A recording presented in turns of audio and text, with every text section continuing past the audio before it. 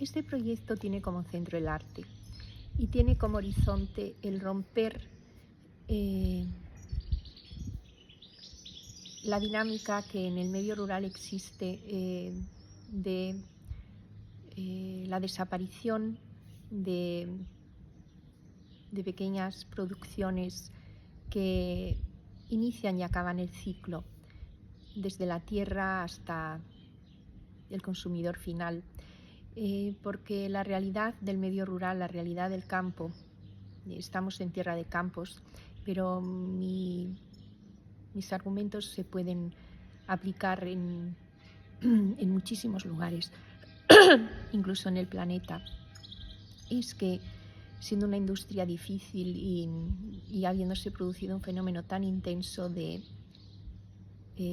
salida desde el medio rural hacia poblaciones urbanas de las personas, el modo de abordar este recurso, el recurso agrícola, es a través de explotaciones cada vez mayores y de, en consecuencia, maquinaria cada vez mayor. Pero también, siendo el producto agrícola un bien tan valioso, una materia prima tan valiosa, es objeto de especulación en los mercados, en las bolsas, y los intermediarios compran, claro, a la baja y venden a la alta, con lo cual los agricultores se quejan de que su producto no es valorado y que además no tienen elección, lo tienen que vender y no hay una dinámica de mercado realmente competitiva, sino que ya han ganado grandes entes que son los que se siguen imponiendo y cada vez anulando más a los medianos productores. Cada vez se tiende más a que la industria agrícola esté en manos de multinacionales muy fuertes. En ese contexto, nuestro proyecto quiere ir contracorriente, porque a pesar de todo creemos que es importante entender la realidad para vivir en ella y para hacer surgir proyectos innovativos y creativos donde hay un espacio de libertad, porque en definitiva nuestro proyecto quiere ser o quiso ser y está siendo una decisión de libertad. Digo que el centro es el arte porque cuando en nuestra vida, en nuestra familia, decidimos cambiar de vida, yo que había sido muchos años personal científico de las instituciones europeas, decide dar un cambio radical y salir de esa estratosfera internacional y caer en una realidad, pisar tierra, pero al mismo tiempo hacerlo en un lugar universal, en un lugar bello, como es este lugar que reúne una serie de características de paisaje. Estamos en tierra de campos, que es un mar que hoy no existe, pero que geológicamente existió y se percibe, ¿no? Se percibe. Uno puede ir viendo la geomorfología, puede ir viendo la evolución de esta tierra y puede entenderla como el fondo del mar. Por otro lado, hay una belleza arquitectónica. Estamos en un conjunto histórico-artístico del Renacimiento, que es Grajal de Campos, y hay unas condiciones también en lo que es el techo propio, el lugar que escogimos para crear, porque es esto de lo que va todo, de la creación como libertad. Una casa que tiene una bodega subterránea, excavada en la tierra, ya en la época del Renacimiento, y está 7 metros bajo el nivel del suelo, y después reúne unas características de arquitectónicas. Es construida en adobe y en tapial, en barro y en ladrillo mudéjar. Este lugar es además un cruce cultural, porque ya en la Edad Media había una gran actividad en este emplazamiento, donde se cruzaban la cultura árabe, la judía y la cristiana, y hace de ello un lugar muy interesante cuando uno percibe estas influencias, cuando uno percibe en el aire esta historia que realmente en el medio rural se puede tocar, es que se siente, ¿no? El tiempo se siente. Y esto es algo muy hermoso para experimentar y para vivir el día a día.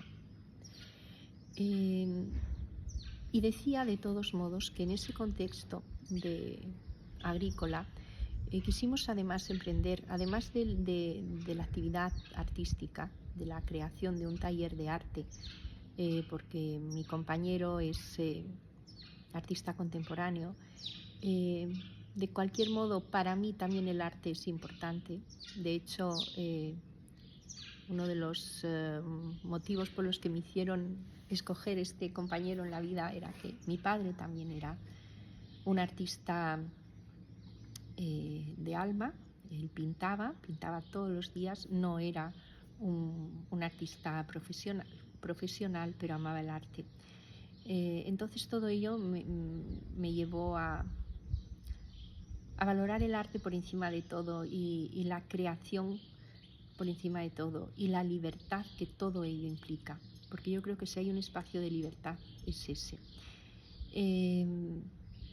Espacio de libertad que a veces no necesita ir mucho más lejos, se desarrolla en el taller, en el lugar donde uno vive y convive, y yo creo que además ese componente de tener un espacio de creación, un taller de creación en un lugar que uno habita, es algo que recomiendo a mucha gente, porque un hábitat tiene que tener varios componentes, ¿no? Tiene que tener cielo, tiene que tener agua, tiene que tener techo, tiene que tener espacios donde circula el aire, espacios de conservación de temperatura, como puede ser una bodega subterránea. Todas esas sensaciones, ¿no? que cada día nos van rodeando y van haciendo de nosotros personas más felices, personas más libres. Y en todo ello surge el entorno agrícola y surge la necesidad de tener un vínculo también con él. Y a partir de esa bodega subterránea surge el comenzar a hacer vino.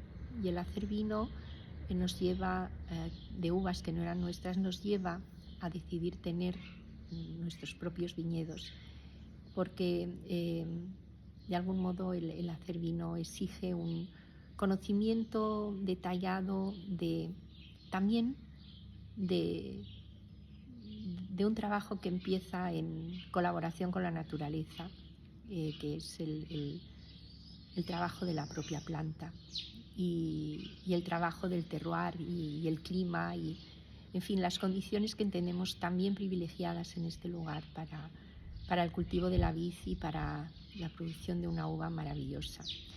Y en la elección de estos viñedos decidimos que estos fueran viñedos ancianos, viñedos viejos, viñedos que aún habían quedado de todo ese proceso que se dio en esta comarca de eliminación del cultivo de la vid, que con las políticas de la Unión Europea ya en los años 90 prácticamente redujo al mínimo la extensión de cultivo de vid, en lo que fue un lugar históricamente muy marcado por el vino. Se dice que en este entorno se producía casi tanto vino como en La Mancha. No era tan grande la extensión, pero la producción llegaba a ser casi como en La Mancha. Y cuando uno dice esto, dice que era de los lugares donde más vino se producía en el planeta. Entonces, bueno, entroncando con esta tradición que además viene históricamente documentada por hechos que acontecen en la Edad Media vestigios de cómo este terroir pudo ser equiparable al de Toro, siendo los dos excelentes. Más tarde, con la implantación del Cluny en Sahagún, el Cluny II en aquella época, que como sabemos era el Cluny el centro de poder en el mundo cristiano y en lo que era el embrión de Europa, aquí se instala el Cluny II, es decir, el segundo centro de poder en la cristiandad en la época. Y de ahí emana también el Camino de Santiago. El Camino de Santiago, que era casi una frontera del mundo cristiano en relación al mundo árabe, y es un mecanismo de repoblación, pero también de imposición de una cultura, que es la cultura cristiana, que en ese momento, como digo, tenía su límite en esta latitud, que luego en los siglos, avanzando la Edad Media, fue descendiendo en la península hasta llegar a la expulsión de los árabes de la península. Sin embargo, creo que, como antes decía, estos lugares se quedaron absolutamente impregnados de estas culturas, de la árabe, de la cristiana y de la musulmana, culturas de las cuales de algún modo todos seguimos formando parte. Por ello creo que es una llamada también de atención a este hecho, ¿no?, que muchas veces negamos hasta nuestra propia identidad híbrida de mezcla, ¿no?, cultural. Yo lo siento mucho y aquí siento muchísimo esa cultura que en definitiva es también la del Mediterráneo. Siento que esto es, de hecho, se describe esto como el Mediterráneo continental, ¿no? Estamos dentro de intratierra, pero aquí aún estamos en la vertiente mediterránea. Todo esto son factores que estoy hablando a la par, climáticos, geológicos, culturales, históricos, sociológicos, pero bueno, de un modo un tanto picoteando un poco en el conocimiento y en los recuerdos y en lo que a mí me parece importante y significativo y lo que quería compartir para explicar este proyecto. Estamos al día de hoy en la creación del arte y en la creación de vino, y estamos también abriendo al mundo este proyecto, porque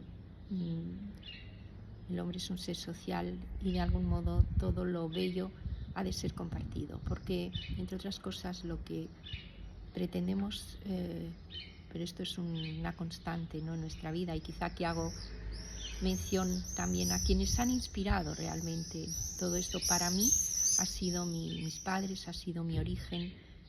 Yo he traído aquí a mi compañero, que no es de este lugar. Tampoco estamos permanentemente aquí, porque es una de las cuestiones que creo que también es importante remarcar, que el ser humano puede pertenecer a diferentes lugares y que la tierra nos puede unir, ¿no?, en lo profundo. No en vano, al final todo llega a un núcleo, ¿no? Y la tierra es la que puede unir. Y eso es una llamada también de atención a cómo el amor a la tierra, al terroir, nos puede llevar también a lo universal, no a lo local, no, nunca.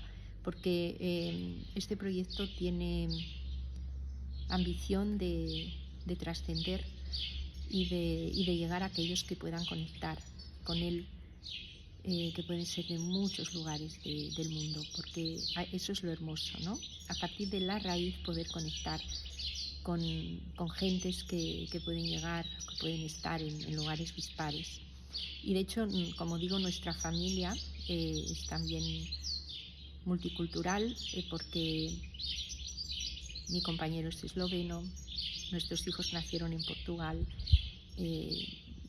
Yo, de hecho, nunca viví en este lugar hasta que decidimos instalarnos en esta raíz.